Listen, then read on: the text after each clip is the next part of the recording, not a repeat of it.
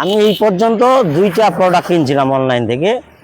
তো একটা কেনার সময় ঠিকই আছে, সব কিছু ঠিক আছে।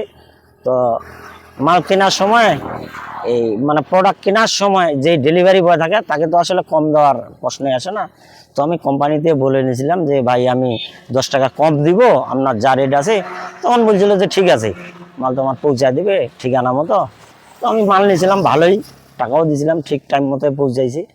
তো আরেকবার কিছুদিন পরে আরেকটা মাল কিনছিলাম। তো এই মালের সাথে আমার সাথে একটু মানে মাল দিতে চাইছে, এক হয়েছে আরেক।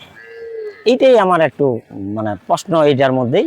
নাহলে অনলাইনের আসলে এখনকার যুগে তো সবাই অনলাইনের মাধ্যমেই মাল কেনা ইয়া করে। তো ভালোই, এটা আমার ভালোই লাগছে।